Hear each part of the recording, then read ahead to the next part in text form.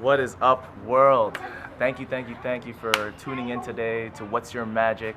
Pursue your passion, and that's where the magic happens. And one of the common questions that I get when I'm out there performing and for events, parties, for any of those conventions that I do is, how did you do that? Or how did you start getting into magic?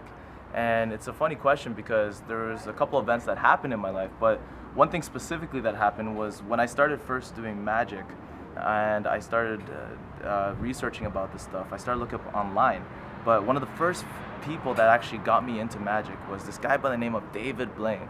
And if you haven't heard of him, he was one of the first few people back in '97 to actually release a TV show that showed him walking around to different people up in the streets all around New York, all across America, and all over the world, showing people's reactions of how they reacted naturally.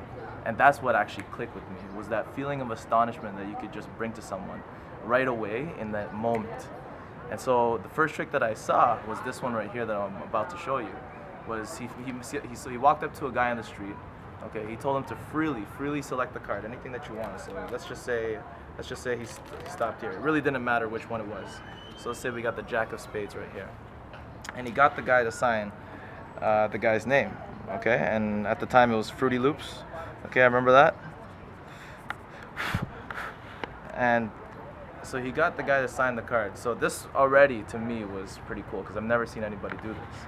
So after he took the card, he said, let me just hum. Told the guy to say stop. So he stopped it, put it back, lost the card in the middle. And this is what it got me. All he told the guy was this: every time you snap, the card will actually jump to the top. So what happened was he snapped, and this is where I got astonished. Boom, the card just actually jumped to the top. So I'm like, that's okay, he did it once, he could have probably done something. So he took the card again, he gave the card to the guy again, he said, put it in the middle. So he put it in the middle, and again, he did the move. Just jumped to the top again. So I was like, okay, 2 times, there's no way this guy can actually get me, okay? So he did it again, he actually took the card, he put it in the middle. He showed that it was actually in the center, okay? Put it about halfway, and then the same move again. Tells the guy to snap, and again it jumps to the second one to the top. But here's what really got me. Okay, that's actually, even though he did it 3 times, to make it really visual, this is what happened. He actually took the card, he bent it, and he showed the card that it was crimped.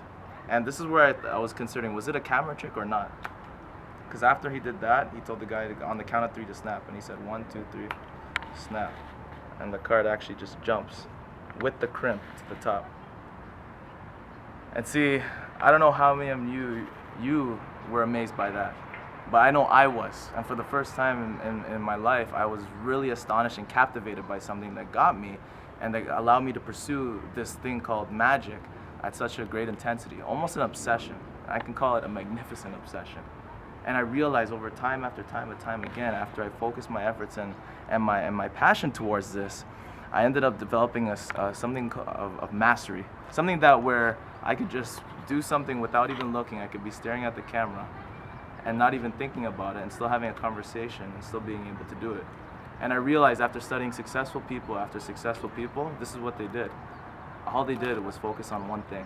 They focused on one thing, developed such an obsession for it and it became a magnificent obsession that became everything in their life. And that's what brought them everything that they wanted. So really, to me, that one moment translated everything that I've manifested in my life.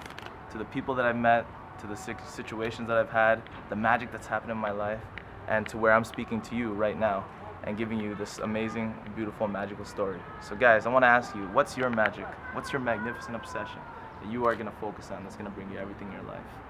Thank you guys for watching, and tune in next time.